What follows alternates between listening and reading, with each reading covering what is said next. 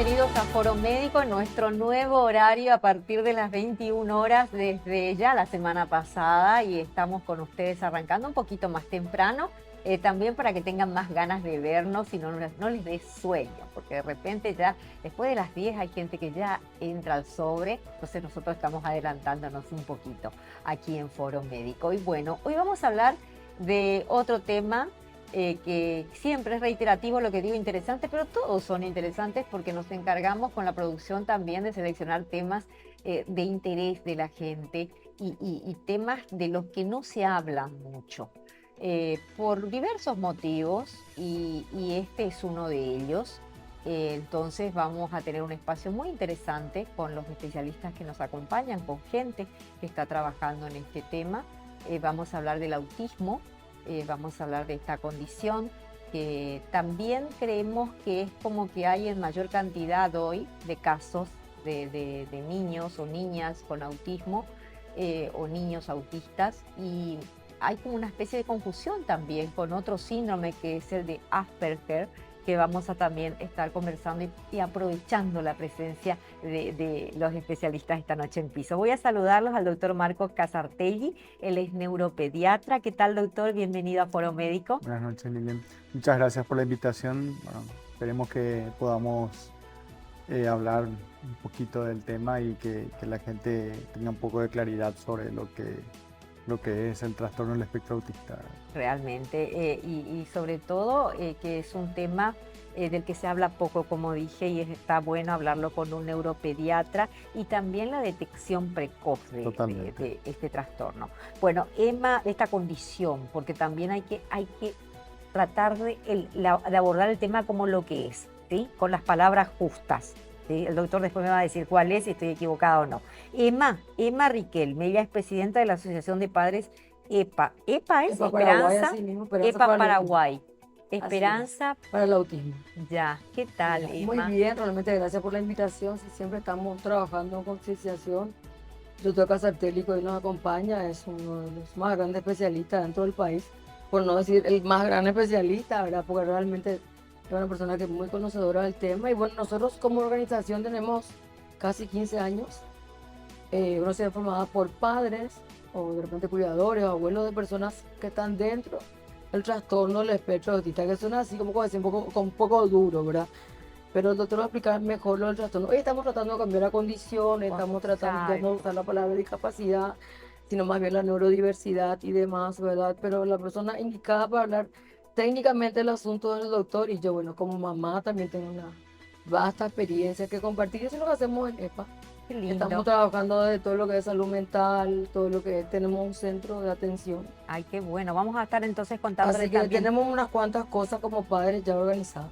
para comunicar, entonces tenemos mucho, y muchos padres que están del otro lado también, entonces se pueden ir sumando a EPA. Bueno, doctor, vamos a hablar propiamente de lo que es esta condición. ¿Condición o trastorno? ¿Cómo le decimos? Bueno, a ver, lo que pasa es que no exactamente una enfermedad no es, porque una enfermedad tiene como un proceso que se tiene que curar, ¿verdad? El trastorno del espectro autista no se cura, no convive con el trastorno del espectro autista, por eso es una condición, digamos. Una condición. Entonces, el trastorno del espectro autista es un trastorno del neurodesarrollo. ¿Por qué es un trastorno del neurodesarrollo? Porque tiene que aparecer en los primeros años de vida. ¿Qué significa primeros años? ¿Cuántos?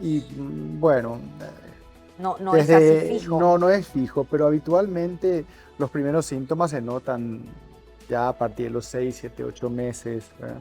¿Ya tan temprano? Sí, lo que pasa es que a veces son muy sutiles, ¿verdad? Y uno, cuando tiene un bebé, por ejemplo, o sea, las expectativas de interacción con el bebé son pequeñas, ¿verdad? Cuando uno va creciendo, cuando el niño va creciendo, donde uno espera más, y ahí es donde no se produce, y bueno, ahí las alarmas saltan, ¿verdad? Pero bueno, ya desde pequeñito se puede ir detectando, ¿verdad? Ir diagnosticándolo. Y la urgencia del diagnóstico, ¿verdad? No va tanto en el decir que tiene un autismo o decir que tiene otro trastorno del desarrollo, sino diagnosticar la dificultad, ¿verdad? Para poder intervenir y esta dificultad que hay a nivel del lenguaje, de socialización, ¿verdad? De conductas rígidas o estereotipadas pueda ser modelado de alguna manera como para hacer que el niño pueda desarrollarse de manera óptima, ¿verdad? Y lo que sí queda claro es que, como le está diciendo, es una condición. Entonces nosotros, la idea de la intervención no es curar el trastorno del espectro autista, sino la idea de la intervención es mejorar la funcionalidad de este chico y que pueda desarrollarse como cualquier persona. Ya. ¿Y a los 8 meses qué es lo que una mamá o un papá puede detectar? Bueno, cuando mirada esquiva, a veces hay conductas que están un poco por encima de lo que corresponde para la edad, ¿verdad? O cuestiones con respecto a obsesivas, no respuesta al nombre, por ejemplo, cuando van creciendo. Eso ya cuando un poquito más grande. No, pero los bebés. Pero los 8 meses. Sí, los bebés. Cuando no responden así, por ejemplo, si le estoy diciendo. Si le está llamando y y no hay una gira, conexión. no interactúa. Ya. Ya más grande, ¿verdad? Podemos tener una ausencia del lenguaje o retraso en la adquisición del lenguaje, ¿verdad? Hay padres que comentan que los niños tenían lenguaje y luego lo perdieron, ¿verdad? Puede tener lenguaje Sí, y después perderlo. Sí, hay cuestiones de socialización también, o sea, hay una mirada esquiva, no miran a la cara, no señalan, se autogestionan mucho, no piden, no reclaman. Hay muchos niños que son muy irritables o que son extremadamente muy pasivos, digamos.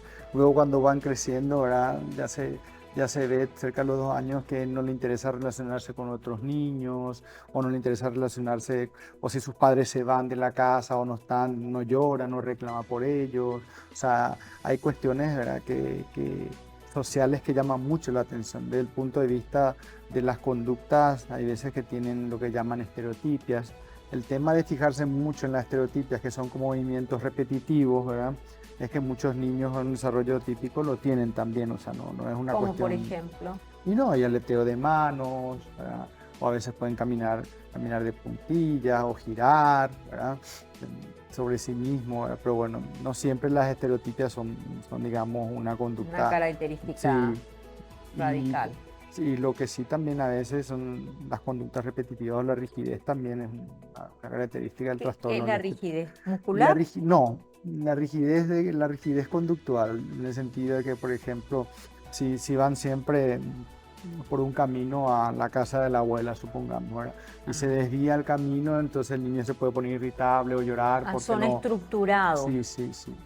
No le podés cambiar una situación. Fácilmente una situación. Exactamente. Entonces cosas de estas que son indicativos del trastorno, ¿verdad? ¿Y cuál es la importancia de la urgencia de la detección precoz, doctor? Lo que pasa es que en los primeros años de vida hay un fenómeno que se llama plasticidad neuronal, ¿verdad?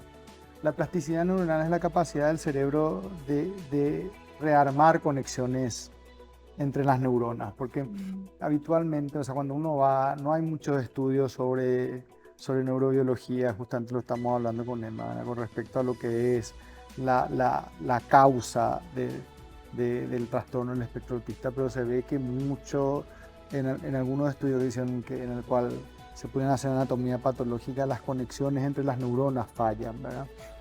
Entonces, la plasticidad neuronal, que es un fenómeno del cerebro que ocurre todo el tiempo, es como cuando uno modela un jardín, digamos. O sea, el jardín puede estar lleno de matas, lleno de árboles, el pasto crecido, pero si uno trabaja en ese modelado va a tener, digamos, un jardín más ordenado, por decirlo de una manera. Bueno, la plasticidad neuronal funciona así, o sea, uno con un estímulo puede posibilitar que ciertas neuronas que no están comunicadas de manera adecuada o que están poco comunicadas, ¿verdad? Sí. Se comuniquen de manera ordenada o más frecuentemente y consiga, ¿verdad?, objetivos, ¿verdad? Entonces esto muchas veces se hace por las intervenciones, por la repetición o por una cuestión de estímulos del lenguaje o de las conductas, ¿verdad?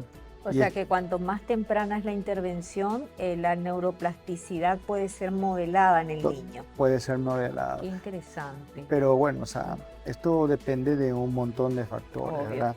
Depende de un montón de factores y importa mucho el compromiso familiar, ¿verdad? El apoyo. El apoyo, Y o si sea, te- del sistema familiar importa muchísimo.